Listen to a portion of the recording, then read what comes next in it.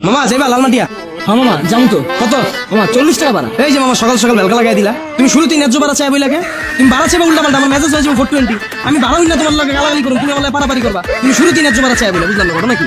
মামা কি কইতাছেন আবুল তাবুল? আমি তো আমার ন্যায্য ভাড়া চাইছি, এখন ঝামেলাটা কি হইছে? মিয়া ঝামেলা তো তুমি প্রথমেই লাগাই দিলা। দুনিয়া যাইতেছে একদিকে, তুমি যাইতেছো আরেকদিকে। বর্তমানে তুমি রিক্সা চালানো দেখছো, শুরুতেই ন্যায্য ভাড়া চাইছে। তুমি ভাড়া 40 হলে চাইবা 400, তোমার 400 না আমার মেসেজ যাবো 420। তোমার 4-5টা গালি উনাই দিল। তুমি মিয়া প্রথমেই আইছো ন্যায্য ভাড়া লয়ে, এখন আমি আবার জিগামু তুমি ন্যায্য ভাড়া চাইবা না উল্টা পাল্টা ভাড়া চাইবা। দুনিয়া যেদিকে যাইতেছো ওইদিকে তোমার যাইতে হবে, বুঝছো?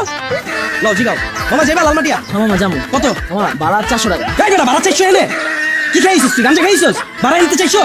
ভাই জানি তোর বেটা তখন এবার রাস্তা বেরিয়ে পারি না বেটা। রিক্সা উঠতে মন চায় না, কি যাবো গা? যা তুই জায়গা, এই চল তুই। শালা সকাল সকাল কইতাছে পাগল ছাগল।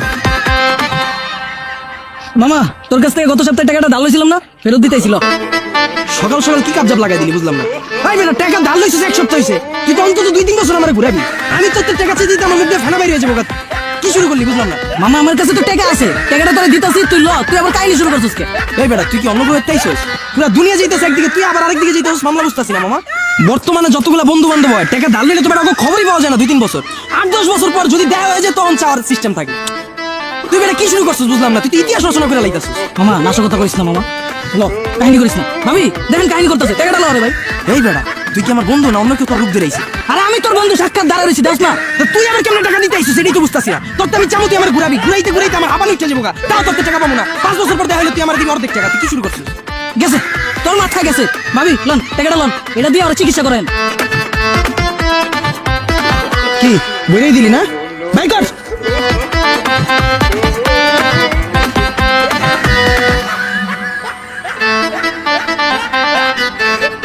এদিকে আয়।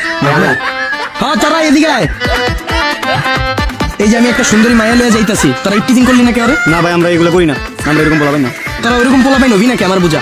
পুরা দুনিয়া যাইতেছে একদিকে, তোরা আবার আরেকদিকে যাবি কে? মোরে পোলাপান কি লিগা বয়ে থাকে? একটা সুন্দর মেয়ে যখন এন্দা যাইবো তোরা টিচ করবি, ইফটিজিং করবি। পুরা দুনিয়া যেদিকে যাইতেছে তোরা আবার ভদ্র হবি কেন বুঝলাম না। বিষয়টা তো ভালো লাগলো না। এখন ইফটিজিং কর। আরে ভাই বোঝেন না কেন, আমরা এগুলো করি না কোনোদিন।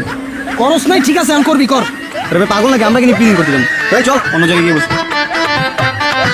এই সকালটা থেকে তুমি কি শুরু করছো? হ্যাঁ সকাল থেকে আমি কি শুরু করছি এটা পরে। তোর মোবাইলে সকালের থেকে 8-10টা কল হয় নাকি এটা আমার বুঝা। আমার ফোন 8-10টা কল আসবে কেন?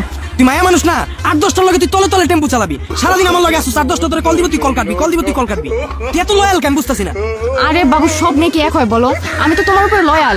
আমার লাইফে তুমি আর আমার বাবা মা ছাড়া কেউ নেই জান। তোমার লাইফে আর কেউ থাকবো না এটা তো চলবো না। অন্তত 8-10টা বলা তো থাকতেই হবে তোমার লাইফে। দুনিয়া চলতেছে একদিকে, তুমি চলবে আরেকদিকে, এটা তো হইব না। বর্তমানে যতগুলো মায়ের রিলেশন করে প্রত্যেকটা মায়ের অন্তত 8-10টা থাকে। তোমার যদি না থাকে তাহলে তো আমার লগে তোমার জন্ম না খেলাটা। ভাবছিলাম তোমার একটা আইফোন গিফট করুম, তুমি তো ওই ক্যাটাগরির না। ব্রেকআপ যাও। আরে শোনো শোনো, আমার ফোনে 8-10টা কল আসবে কিভাবে? আসলে আমার তো 8-10টা সিম। যখন যার সাথে থাকি তখন সেই সিম ওপেন রাখি, তখন তার সাথেই তো থাকি, কোনো প্রবলেম হয় না। এই যে দেখো এখন আমি তোমার সাথে আছি, এখন আমি এই যে দেখো আমার কোনো কলই আসতেছে না, কারণ এটাতে তো আমি শুধু তোমার সাথে কথা বলি, আর কারোর সাথে যোগাযোগ করি না। আর আমি কিভাবে জানবো যে তোমার লয়াল অ্যালার্জি? এটা যদি আমি আগে জানতাম এত কিছু কি হাইড করতাম, কবে বইলা দিতাম। সকাল থেকে তোর এই রংটা ধরার লেগে আমি এত কাহিনী করলাম। আমি এর লেগেই তো কই এত লয়াল কেমনে তুই? তুই আমার সামনে হুজুর হুজুর করস, তোর রঙই আমি ধরতে পারতাছি না। 8-10টার লগে তুমি টেম্পো চালাও। বাক জান কোনো কথা নাই, সোজা যা। আমার লগে যদি আর কোনোদিন যোগাযোগ করার চেষ্টা করছস